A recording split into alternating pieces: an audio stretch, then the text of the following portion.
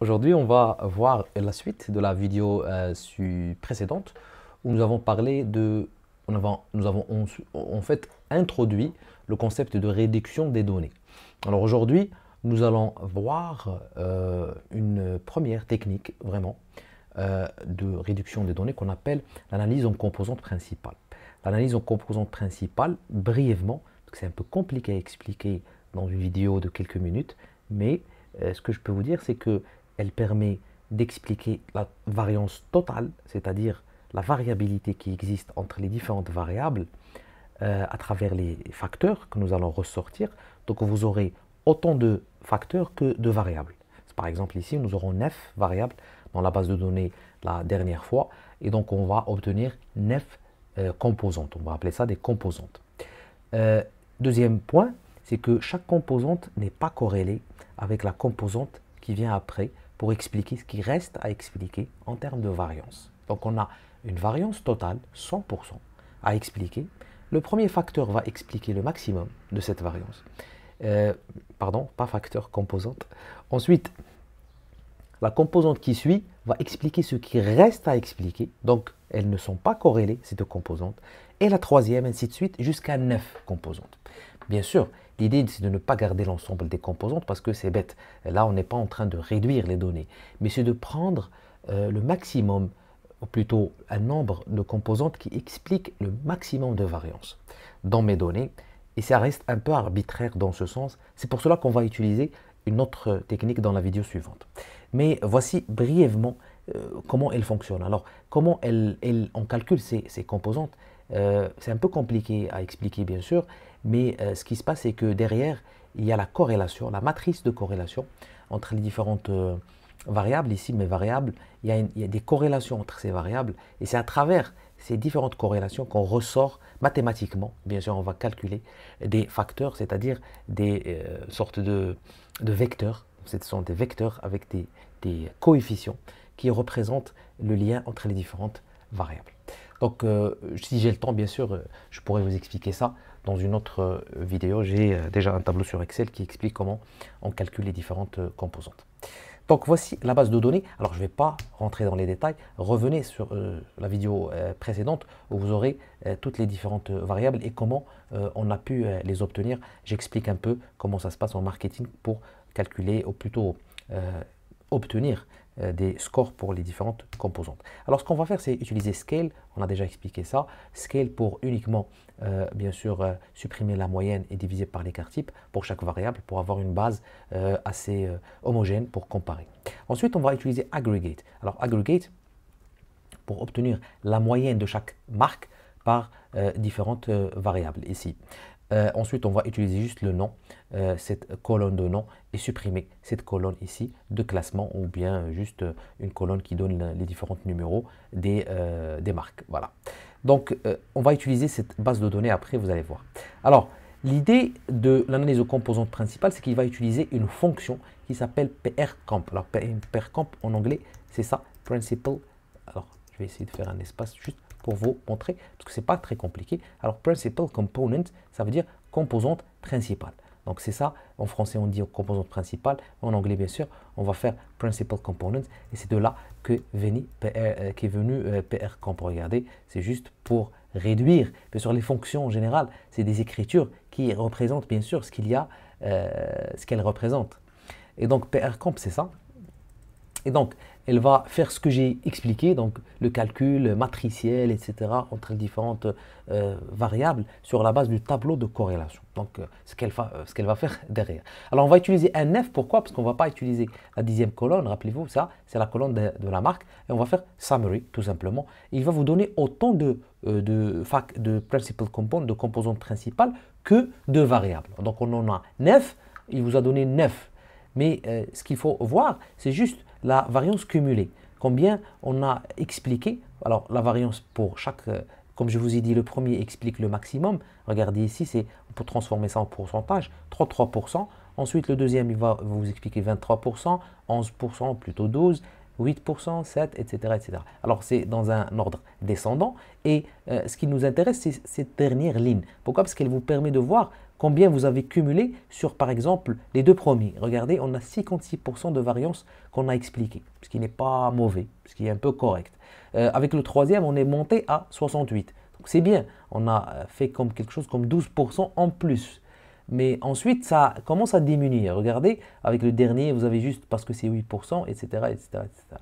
Donc l'idée, c'est de voir, par exemple, sur les 2, 3 ou 4 maximum premiers, combien on est arrivé en termes de variance expliquée et de voir est-ce que c'est suffisant. Parce que si ce n'est pas un bon pourcentage, vous savez très très bien que ces variables ne sont pas vraiment très corrélées et qu'il n'y a pas de facteurs qui sont latents. Alors l'idée, c'est qu'il y a des dimensions, des composantes qui sont latentes. Latentes, ça veut dire qu'on ne peut pas voir et que voilà, mathématiquement on peut les calculer, mais en réalité ils n'existent pas. Pourquoi? Parce que vous avez mesuré ça, vous avez mesuré la performance, le leadership, etc. Vous avez mesuré des choses concrètes auprès de vos clients ou bien de votre échantillon, mais vous souhaitez découvrir une sorte de lien entre les différentes items ou bien variables que vous avez mesurées.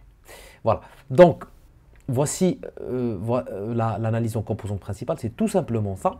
Ensuite, on va représenter ça graphiquement pour voir par rapport à ces composantes. On va prendre les deux premières parce qu'on ne peut pas faire plus. On va voir combien d'abord on va prendre. On va utiliser plot, regardez. Et ça, c'est ce qu'on appelle le script plot. Le script plot, regardez graphiquement, ça ressemble à une sorte de courbe.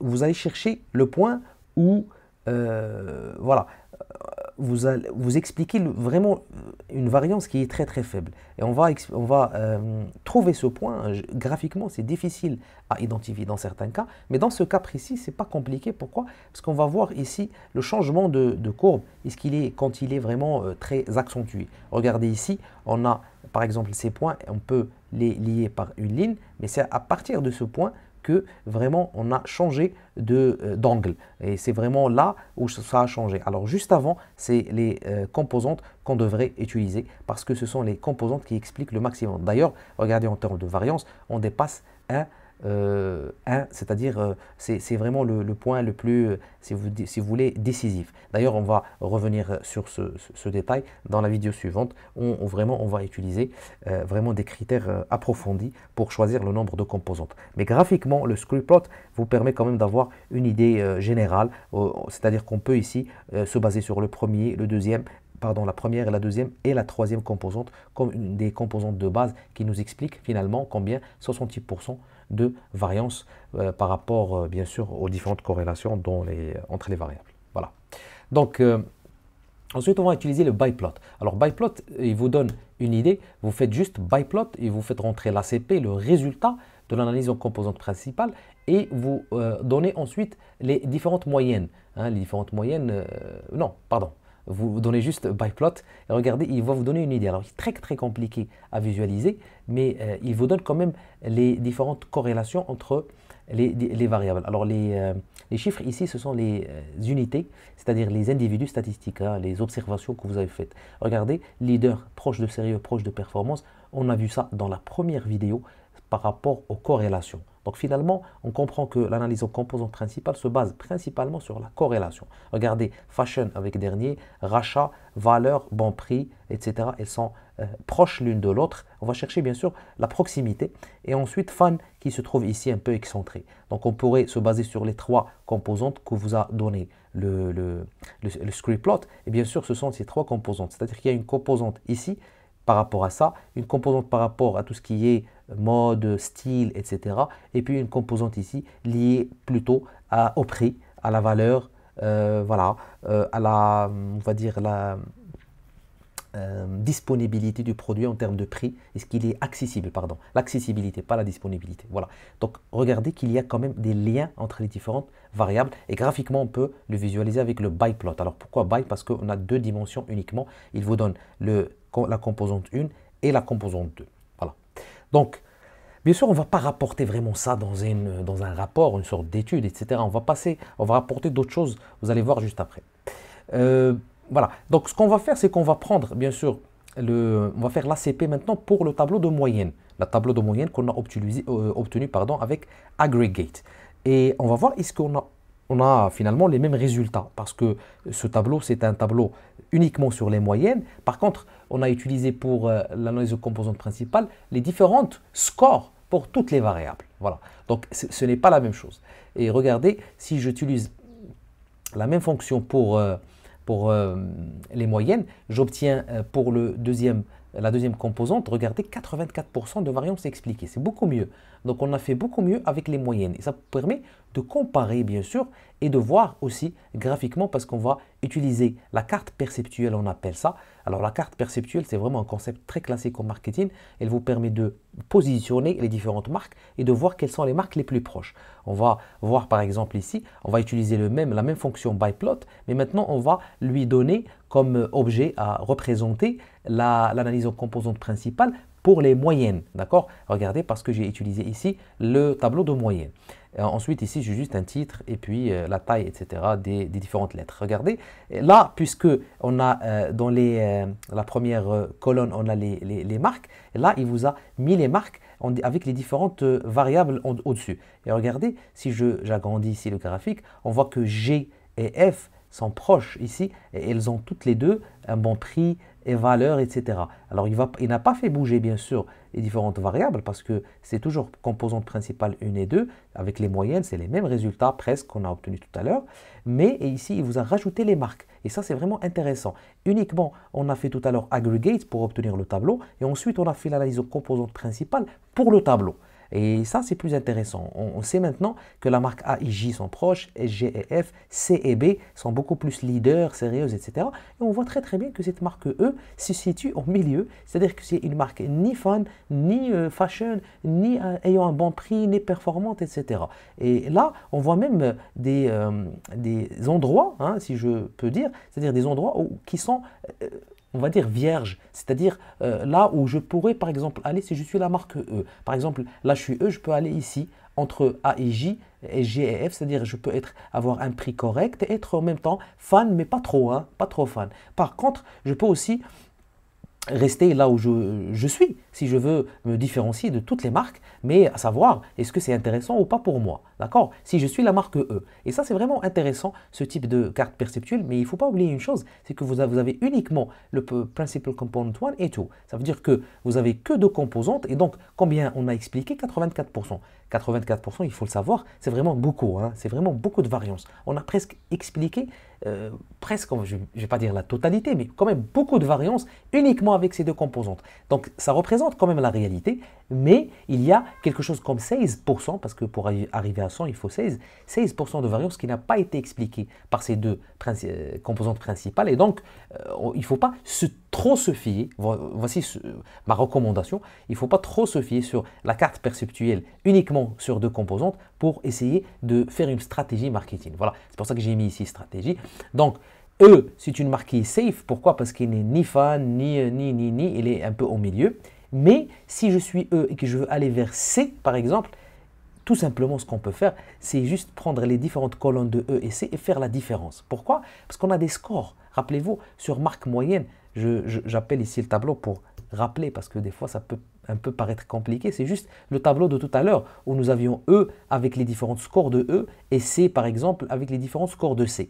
Donc, regardez par exemple sur leader, regardez C, elle a un score très élevé sur leader. Si je viens ici sur leader et que je vais vers C, regardez 7,41.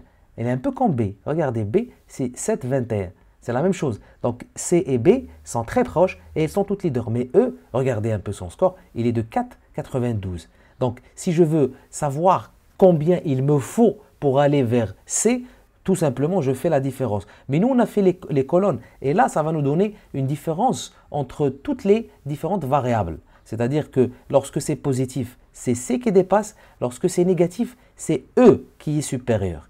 Et si je veux, par exemple, aller vers C, et moi je suis E, qu'est-ce qu'il faut que je fasse? Tout simplement, il faut que je travaille sur les différentes différences. Si je suis vers 0, c'est-à-dire que je ne suis pas très différente. 0 moins 0,31, ça veut dire que je suis aussi fashion que C. Voilà. Par exemple, imaginons que c'est une marque pour moi à laquelle j'aspire, que je veux vraiment pas représenter, mais à laquelle je me vois vraiment représenter les mêmes produits, se situer dans les mêmes endroits pour vendre mes produits, etc. Ben, il faut que je me rapproche de cette marque. Je pourrais même choisir les différentes dimensions. Est-ce que c'est le sérieux? Est-ce que c'est le bon prix? Regardez par exemple pour le sérieux, je suis C et supérieur, beaucoup plus supérieur que moi. Moi, je ne suis pas très sérieuse comme marque, mais je suis très très fan. C'est logique parce que fan et sérieux sont contradictoires. Voilà. Donc, ce que je peux faire ensuite, et ça c'est pour finir, c'est faire la différence entre toutes les marques qui se trouvent ici, GFCB, regardez BCFG, utiliser une sorte de moyenne. Pourquoi? On a fait colmeans, ça veut dire la moyenne des colonnes de toutes ces différentes colonnes. Ça, c'est vraiment un truc que R peut vous permet de faire parce que vous allez essayer de calculer ce point ici qui se trouve là. Je vais essayer de zoomer. Regardez ce point ici. Ce point juste là, c'est-à-dire c'est un endroit vierge, comme j'ai dit tout à l'heure, qui n'a pas été encore investi par une marque et que vous, en tant que eux, vous voulez y aller. Mais vous n'avez pas une idée sur finalement quels sont les différents scores, sur les différentes dimensions ou les variables que vous avez calculées. Et donc, ce qu'il faut faire, c'est juste prendre GFCB, parce qu'elle représente les extrémités de ce point ici, et faire la moyenne de toutes les différentes variables. Et vous allez obtenir un score. Ensuite, on va faire, après colmeans, faire la différence par rapport au score de E. Et regardez, on va obtenir encore la même chose comme tout à l'heure, mais on va obtenir des différences. Ça veut dire, si je veux aller ici, ça ne sert à rien de changer le prix. J'ai déjà un prix correct, en termes de valeur, il n'y a pas de souci. Fashion, rachat, bon, c'est un peu. Mais là où je devrais vraiment travailler, c'est la performance. C'est-à-dire que ces marques me dépassent beaucoup en termes de performance. Il faut que j'améliore la performance perçue que j'ai auprès des consommateurs. Il faut que je sois un peu moins dernier modèle et dernier, etc. Il faut que je sois moins fan pour le consommateur. Si je veux vraiment me situer quelque part ici, pourquoi? Parce que les marques, bien sûr, souhaitent toujours se situer, se positionner là où personne n'existe encore. Parce que ça va leur permettre d'être, si vous voulez, précurseurs dans un secteur ou bien dans une sorte de catégorie de produits. Et cette catégorie va se caractériser par ces différents scores, bien sûr, par rapport à eux, bien sûr. Parce que si je souhaite juste calculer la moyenne de tout ça, il suffit de supprimer ça, de faire juste colmeans, comme ça, et vous allez obtenir la moyenne des différentes, voici la moyenne des différentes variable pour quelque chose comme ici à la moyenne. Pourquoi on a fait la moyenne? Parce que regardez, F et G et C et B, comme j'ai expliqué, sont à l'extrémité de ce point qui se trouve juste ici. Donc c'est vraiment très très intéressant en termes d'analyse. Et voilà, on a terminé cette vidéo sur l'analyse aux composantes principales. Dans la vidéo suivante, on va voir l'analyse factorielle exploratoire, qui est une technique un peu plus approfondie que l'analyse aux composantes principales et qui nous permet de faire vraiment des conclusions beaucoup plus pertinentes pour les différentes marques que nous avons aujourd'hui et sur les différentes variables que nous avons collectées.